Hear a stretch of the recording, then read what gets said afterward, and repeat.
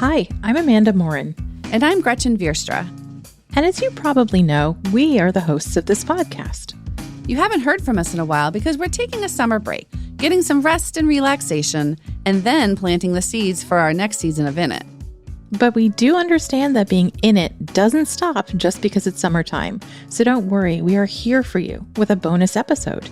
It's a compilation of some of our favorite moments from the first 2 seasons of In It. The overarching theme here has to do with how we handle the judgment of others, or maybe our own internal judgment when raising kids who learn differently. We hope you'll take from these conversations what we did when we went back and listened. It's a reminder that there are so many people out there who are in it. Okay, so let's get started. The first clip we'll hear dwells on a question that parents of kids with ADHD confront way too often. Is ADHD even real? And one of the reasons I loved this episode so much is because it gave me a chance to express some of my own feelings around this question. And Amanda, this is from way back when you had another co-host, Lexi Walters-Wright. And you were also joined in this episode by the therapist and best-selling author, Stephanie Sarkis. Amanda, is this a question that you get? Yes. And as you know, Lexi, I have both a son and a spouse with ADHD. So when does it usually come up? Like, what are the circumstances? Yeah, so Lexi, it's not always a direct question. And sometimes it's that verbal side-eye from another parent, like when they're watching my awesomely delightful and scattered son move super fast on the playground. He bumps into people, he interrupts conversations, and I'll be like, whoa, he is having a really rough day with his ADHD. And the other parent will say something like, does he really have ADHD? He's so focused when he's at our house playing with Legos or whatever. I get the sense that this is maybe a fraught question for you. Yeah, it can be. You know, when I get asked if ADHD is real, it feels like I'm being judged. It feels like people are commenting on my parenting. It feels like they're passing judgment on whether I can keep my kid under control. And it sometimes feels like they're watching me make excuses for my child when I'm not making excuses. I'm just telling it like it is. Yeah.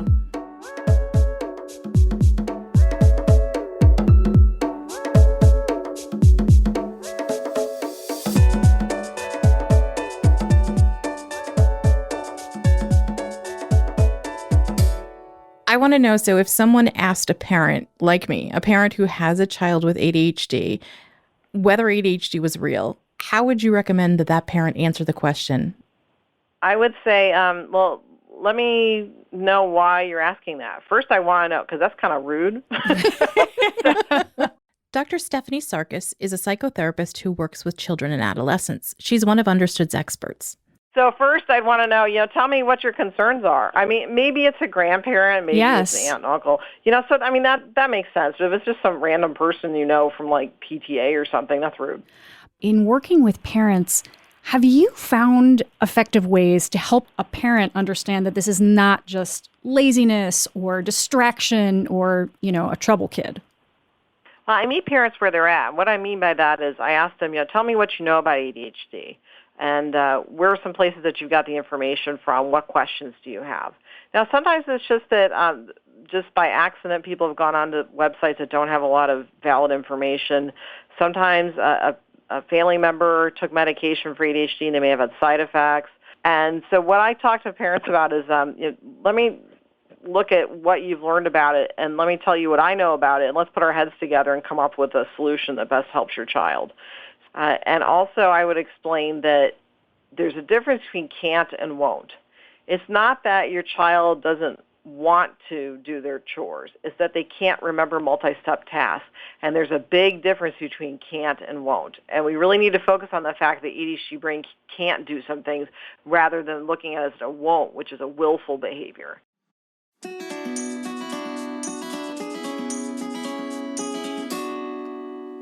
Oh my goodness, I love Stephanie's first answer to the dilemma of how to respond when someone asks, is ADHD real? She's so right. It's a rude question. Right? So rude. So rude. Okay. So next, we're turning to another conversation that also touches on making decisions about what's best for your kid while navigating the expectations and, let's admit it, judgment of the people around you. For this episode, Understood expert Bob Cunningham and I got to speak with Dr. Tumani Coker, a pediatrician and researcher in Seattle, whose research looks at how socioeconomic inequity impacts healthcare for kids. This was an episode about ADHD in Black children, but what made it extra special for me and Bob is that Tumani brought to the conversation not only her expertise, but also her experiences as a parent of twin boys with ADHD. Let's listen.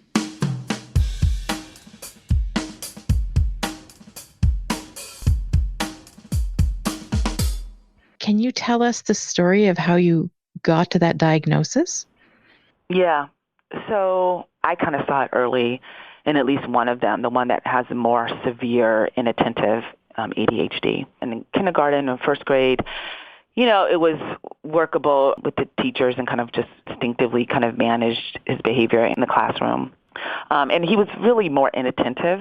His twin brother was more on the hyperactive side. But I recall really distinctively in, I believe it was second grade, I was doing like a morning drop-off, and one of the son who has a more severe kind of inattentive ADHD, the teacher stopped me, and she said, I know you're a pediatrician, so I'm sure you know this already, but your son is probably the most inattentive child I've seen in my 20 years of teaching. Oh, my God. It hit me so hard because we had just been trying to, just get through. But when she pointed that out to me, it just, it hit me like a sack of rocks. And so at that point, I talked to my husband. I said, we really have to do something. I think he was I was more shocked, although I knew it. He was more offended, I think, that she would say that. And I think this is a little bit of, if I go back to, at least in my family, as an African-American family, culturally, what ADHD, that term signifies. It has a negative connotation.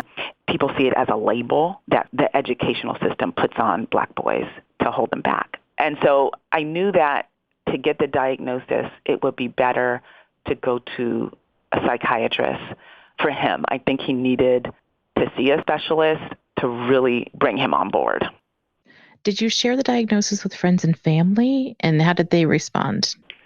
So I have, and it's interesting. The one that is inattentive, no one was surprised because it is obvious. Like he's kind of always in the clouds, and also just has this.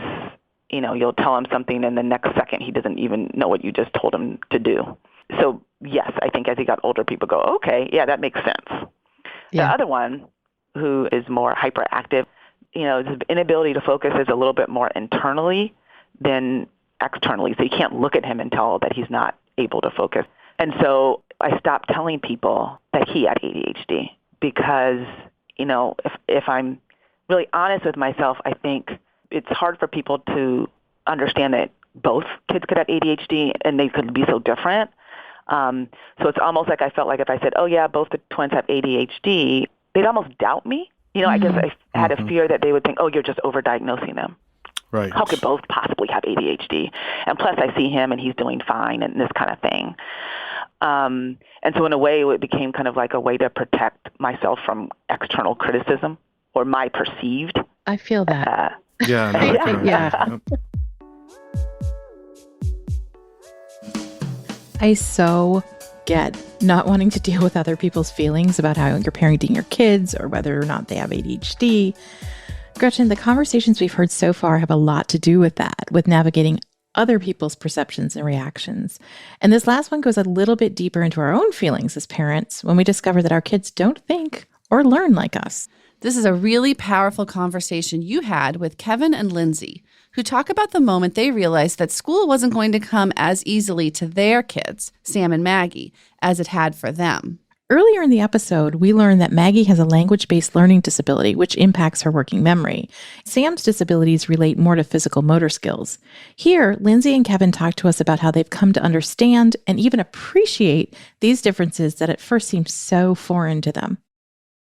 What was it to you when it looked like school wasn't going to be as easy for her as it had been for you? Oh, it was definitely disappointing. I mean, because we had a certain, when you have kids, you have a certain vision of how things are going to go, and it's always rosy and optimistic, right? But parenthood is a series of steps where you realize that your kids are like everyone else, and they're not perfect.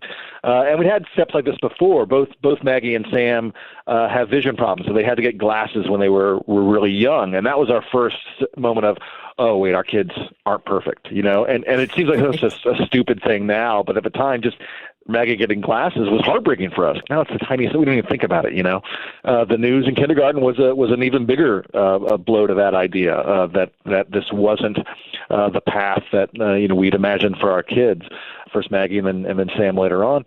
And yet, that's the path they're on. And you can get upset that it's not the perfect way it's going to be, or you can realize this is who your kid is and you've got to meet them where they are. It sounds like they've redefined your expectations of what parenting would be. Does that sound accurate? 100%.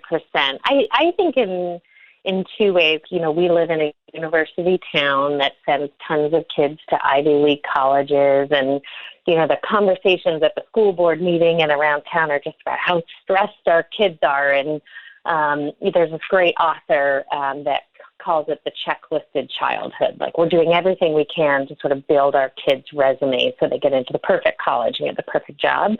So I would say one of the most beautiful ways and one of the most freeing things that having the kids we have did was it sort of threw all of that out the window. I feel very free that our kids do not have to compete with other kids, and that is not saying we're lowering our expectations at all for kids. It's saying what we're going to do is really figure out the kids we have and what's going to make them thrive.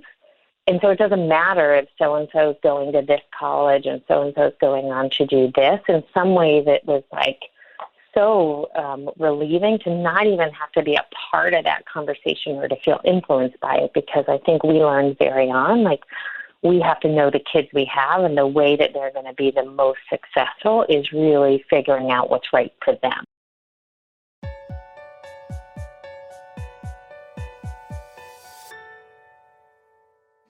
Figuring out what's right for them. I think that should be our mantra, Amanda. Not what's right for all the folks on the sidelines, right? Totally. And remember, there's lots more to listen to. You can find all of our past episodes by subscribing to In It wherever you get your podcasts, or go to our website, understood.org/podcast/in-it.